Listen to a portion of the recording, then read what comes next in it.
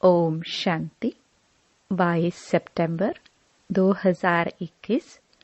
बाबा के महावाक्य। मीठे बच्चे, इस बेहद के ड्रामा में हीरो हीरोइन का पाठ तुम्हारा है, बाप का नहीं। बाप के पास सिर्फ पतितों को पावन बनाने का हुनर है। प्रश्न। ब्रह्मा के छत्र को देख जो प्रश्न उठाते हैं, उन्हें कौन सा राज समझाना है? उत्तर। उन्हें समझाओ कि यह आदि सो अंत वाली आत्मा है।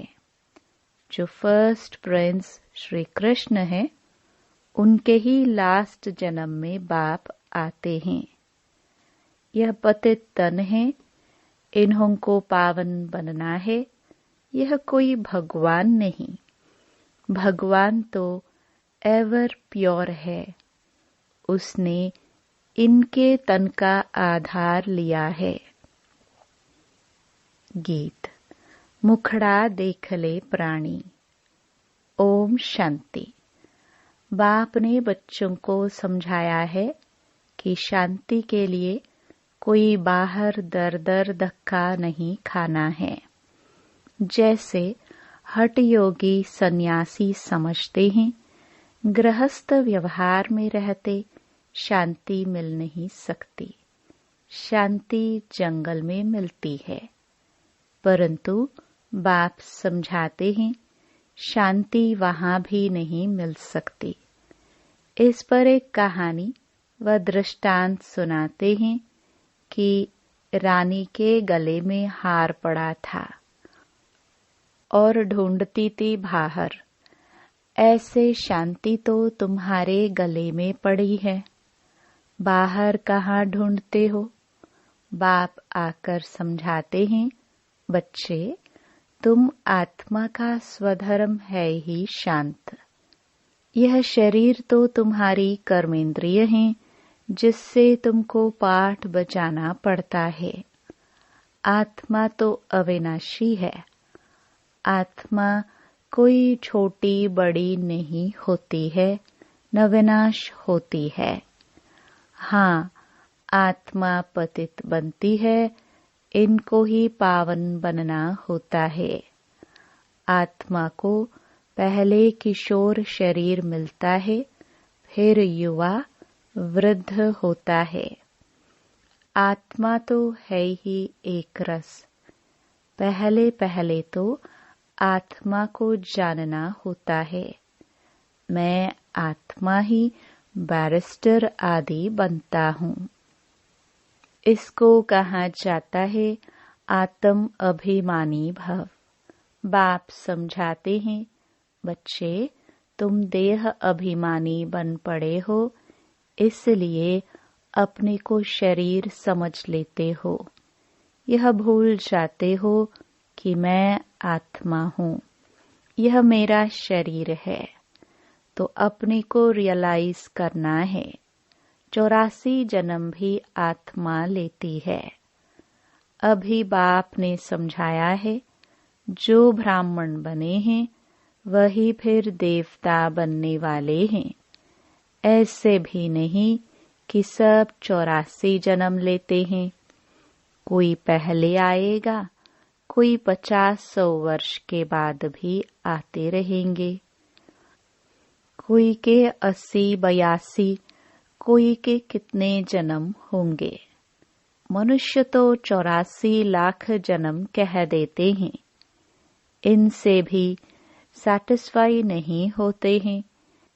फिर कह देते कण कण में भगवान है। अब भगवान कहते हैं कि मैं किसी मनुष्य तन में भी नहीं हूँ, तो जानवर पत्थर ठिक्कर कण कण में कैसे होगा? बाप ने समझाया है, नंबर 1 ही लास्ट नंबर में तमो प्रधान बनते हैं। मैं खुद कहता हूँ कि मैं बहुत जन्मों के अंत में साधारण तन में प्रवेश करता हूँ। जिसने पूरे 84 जन्म लिए हैं वह तो जरूर पतित होगा, पावन तो हो नहीं सकता। बाप खुद कहते हैं पहले नंबर में है श्री कृष्ण, फर्स्ट प्रिंस। श्री नारायण तो बाद में बनता है, जब बड़ा होता है। वह भी 20-25 वर्ष कम हो जाते हैं। उनके भी पूरे 84 जन्म नहीं कहेंगे। नंबर 1 है श्री कृष्ण। भल वही फिर स्वयंवर बाद नारायण बनते हैं, परंतु हिसाब तो बच्चों को करना है ना। पूरे 84 जन्म 5000 वर्ष श्री कृष्ण के ही कहेंगे। तो बाप बैठ समझाते हैं, मैं कल्प कल्प उसी ही तन में आता हूँ जिसका आदि से लेकर अंत तक पाठ है। दूसरे कोई में आ नहीं सकता हूँ। हिसाब है ना।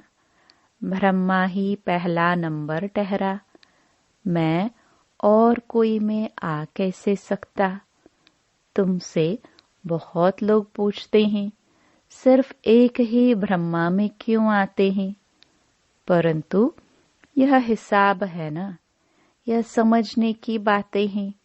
गाया भी हुआ है, ब्रह्मा द्वारा स्थापना करते हैं, विष्णु व शंकर द्वारा स्थापना नहीं करते। यह और कोई का काम नहीं है। मनुष्य रचता और रचना को नहीं जानते हैं। यह भी ड्रामा में नोंद है। बनी बनाई बन रही, चिंता ताकि कीजिए। यह अभी की बात है। जो होनी है वही होती है, वह बदल नहीं सकती। आज जो कुछ होता है फिर 5000 वर्ष बाद होगा। बाबा ने समझाया भी था, कोई भी बात ऐसी देखो तो बोलो यह कोई नई बात नहीं, 5000 वर्ष पहले भी हुआ था। एकदम ऐसा लिख दो, फिर भल वह आकर पूछे। लिखने में कोई हर्जा नहीं है। यह लड़ाई पहले लगी थी, नथिंग न्यू। महाभारत की लड़ाई 5000 वर्ष पहले भी हुई थी। क्रिश्चियन ने भारत में आकर राज्य छीना, नथिंग न्यू। फिर कल्प बाद भी ऐसे ही होगा। यह वर्ल्ड की हिस्ट्री ज्योग्राफी रिपीट होती रहती है। अब फिर से आदि सनातन देवी देवता धर्म की स्थापना हो रही है। जिनके 84 जन्म पूरे हुए हैं वही पहले नंबर में लक्ष्मी नारायण बनेंगे। यह सब राज बाप ही बैठ समझाते हैं। बाप कहते हैं, मैं मनुष्य सृष्टि का बीज रूप हूँ। इनको उल्टा झाड़ कहा जाता है। इस कल्प वृक्ष की आयु 5000 वर्ष है। स्वास्तिका में 4 भाग एक जैसे देखेंगे। युग भी इक्वल है, उसमें फर्क नहीं पड़ता। बाप समझाते हैं कि देखो दुनिया में तो क्या क्या हो रहा है। कोई मून में जाते, कोई आग पर, कोई पानी पर चलना सीखते हैं। यह सब है फालतू, इससे कोई भी फायदा नहीं। मनुष्य पावन बन मुक्ति जीवन मुक्ति में तो जा नहीं सकते। कुछ भी करे परंतु वापस घर जा नहीं सकते। आत्मा को अपना घर और बाप का घर भूल गया है। आत्मा अपने को ही भूल देह अभिमानी बन पड़ी है। फिर मंदिरों में जाकर महिमा गाते हैं। आप सर्वगुण संपन्न हम नीच पापी हैं, अपनी ग्लानि करते हैं। बाप तो कभी पुजारी नहीं बनते। अच्छा, फिर सेकंड नंबर में कहेंगे शंकर भी एवर पूज्य है, वह भी पुजारी नहीं बनते, उनका पाठ ही यहाँ नहीं है। इस स्टेज पर पाठ है ब्रह्मा और विष्णु का। ब्रह्मा और विष्णु का क्या क्या पाठ है, यह दुनिया में किसको भी पता नहीं है। त्रिमूर्ति ब्रह्मा कह देते हैं, अर्थ कुछ भी नहीं समझते। यह भी गाते हैं ब्रह्मा द्वारा स्थापना। कौन करते हैं, उनका चित्र ही नहीं। मुख से कहते हैं, परंतु वह कहाँ है। शिव क्या चीज है, यह भी नहीं जानते। आत्मा के लिए कहते हैं, भ्रकटी के बीच चमकता है अजब सितारा। मैं आत्मा अविनाशी हूँ, शरीर विनाशी है। कितने शरीर लेते हैं, कुछ भी पता नहीं। मनुष्य कितने दुखी हैं, रड़ियां मारते रहते हैं। ओ गॉड फादर, जब से दुख शुरू हुआ है पुकारते आए हैं। यह भी समझाया गया है। भारत में जब रावण राज्य शुरू होता है तो ऐसे नहीं और धर्मों में भी रावण राज्य हो गया नहीं। उनको तो अपने समय पर सतो रजो तमो में आना ही है। यह कहानी सारी भारत पर है। वह तो बाई प्लॉट है, बाप बीच में ही आते हैं। भारत जब तमो प्रधान बन जाता है तो फिर सारा झाड़ तमो प्रधान बन जाता है। उनको भी सुख दुख भोगना है। झाड़ में नए नए पत्ते निकलते हैं, वह बड़े शोभनीक होते हैं। नयों को फिर सतो रजो तमो में जरूर आना है। पिछाड़ी में जो आते हैं उनका कुछ मान रहता है।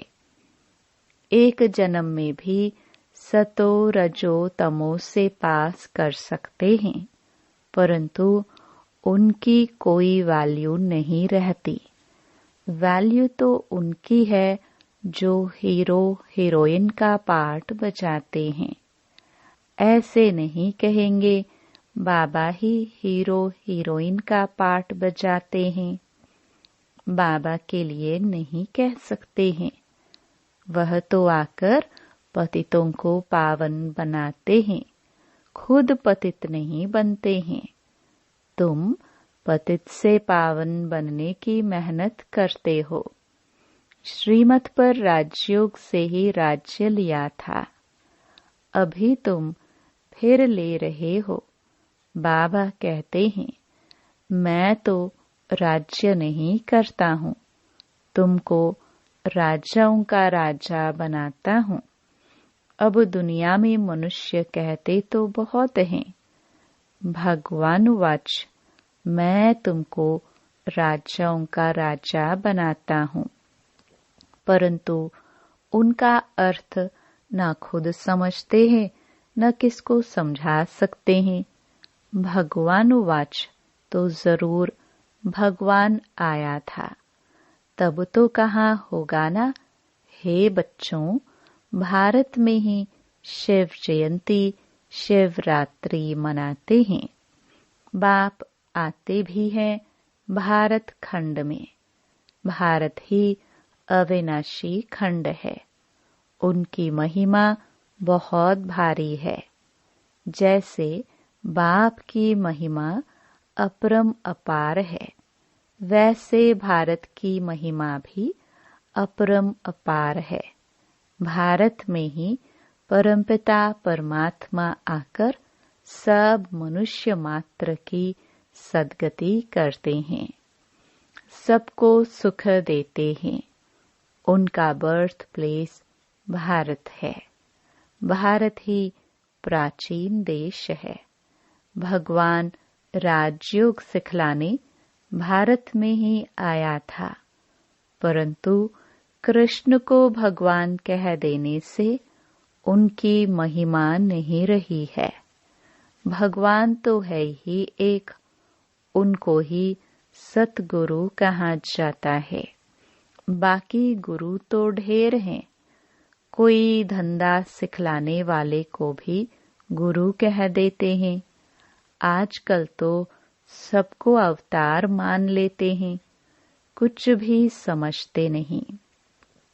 जब बिल्कुल पतित बन जाते हैं तब पुकारते हैं, बाबा आकर हमको पावन बनाओ।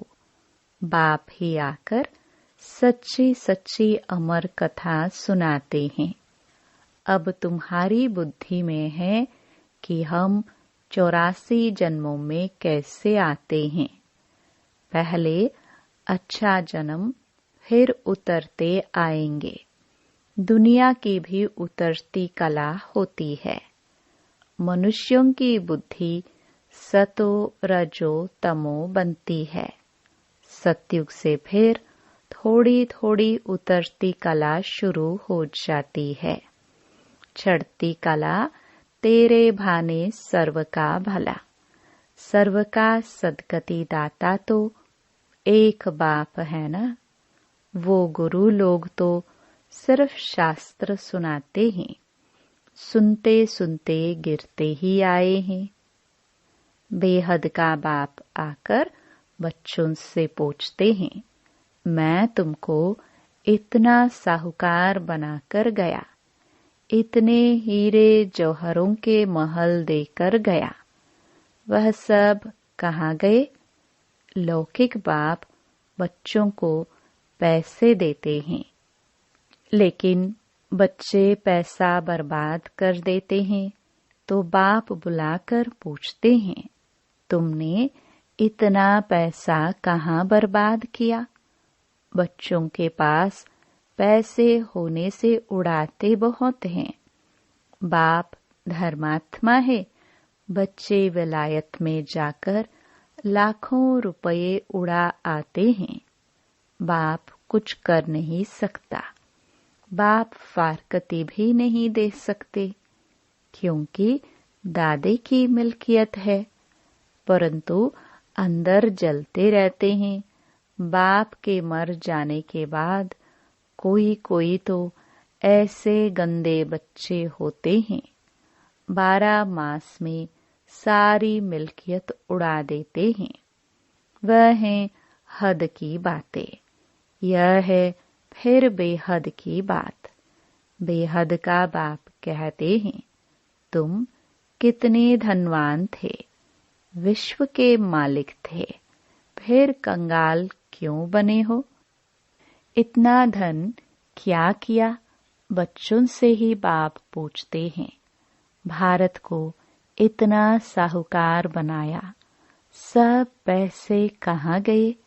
फिर बाप ही बैठ समझाते हैं, भक्ति मार्ग में कितना खर्चा करते हैं, शास्त्रों आदि के पिछाड़ी कितना खर्चा करते हैं।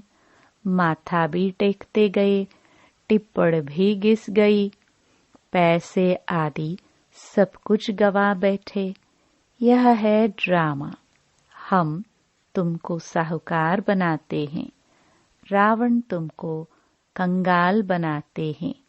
भारतवासियों को ही बाप समझाएंगे ना। भारत ही सोने की चिड़िया थी। इतना धन था जो दूसरे धर्म वाले लूट कर ले गए। ख्याल तो करो, भारत क्या था। यह भी ड्रामा बना हुआ है। भारत ही हेवन, भारत ही हेल, अभी है नरक। इसलिए बाबा ने सीढ़ी भी ऐसी बनवाई है जो कोई भी समझे हम पतित हैं। छोटे छोटे बच्चों को भी चित्र पर समझाया जाता है ना। नक्शे बिगर बच्चे क्या समझे। बाप ही आकर पतित से पावन बनने की सहज युक्ति बताते हैं। सहजते सहज भी है, डिफिकल्ट से डिफिकल्ट भी है। सतयुग में देही अभिमानी रहते हैं, आत्मा समझती हैं अब शरीर बड़ा हुआ है, यह पुराना चोला छोड़ दूसरा लेना है। जैसे साक्षात्कार हो जाता है, अब जाकर बच्चा बनना है। पुरानी खल छोड़ देते हैं। यहाँ कोई मरता है तो रोते भी हैं, बैंड बाजा भी ले जाते। सतयुग में तो खुशी से एक शरीर छोड़ दूसरा लेते हैं तो शादमाना मनाते हैं। यहाँ कितना अफसोस करते हैं। कोई मरता है तो कहते हैं स्वर्ग पधारा, तो इसका मतलब नरक में था ना। अभी तुम पुरुषार्थ कर रहे हो स्वर्गवासी बनने के लिए। बाप तुमको स्वर्गवासी बनाते हैं। बाप आते ही हैं जीवन मुक्ति देने। रावण के बंधन से छुड़ाए जीवन मुक्त करते हैं। बाप कहते हैं मैं कल्प पहले मुहाफिक आकर राजयोग सिखलाता हूँ। कल्प कल्प ब्रह्मा के ही तन में आता हूँ। तुमको ब्राह्मण जरूर बनना है। यज्ञ में ब्राह्मण तो जरूर चाहिए न। यह है राजस्व अश्वमेध अविनाशी ज्ञान यज्ञ। इस रथ को स्वाहा करना है। अश्व इस रथ को कहा जाता है। राजस्व स्वराज्य के लिए यह सब अश्व शरीर इसमें स्वाहा होने हैं। आत्मा तो स्वाहा नहीं होगी। आत्माएं हिसाब किताब चुकतो कर चले जाएंगे। फिर नए सिर सबका पाठ शुरू होगा। इनको कहा जाता है हिस्ट्री ज्योग्राफी रिपीट। बाप आते ही हैं नई दुनिया स्थापन कर पुरानी दुनिया खलास करने। यह एक ही महाभारत लड़ाई है जो शास्त्रों में गाई हुई है। तो समझाना चाहिए इस लड़ाई से यह स्वर्ग के द्वार खुलते हैं। इसलिए इनका गायन शास्त्रों में है। अच्छा मीठे मीठे सिखिल दे बच्चों प्रति माता पिता बाप दादा का याद प्यार और गुड मॉर्निंग। रूहानी बाप के रूहानी बच्चों को नमस्ते। धारणा के लिए मुख्य सार। पहला, बीती बातों का कभी भी चिंतन नहीं करना है। जो बात बीत गई नथिंग न्यू समझ भूल जाना है। दूसरा, इस राजस्व अश्व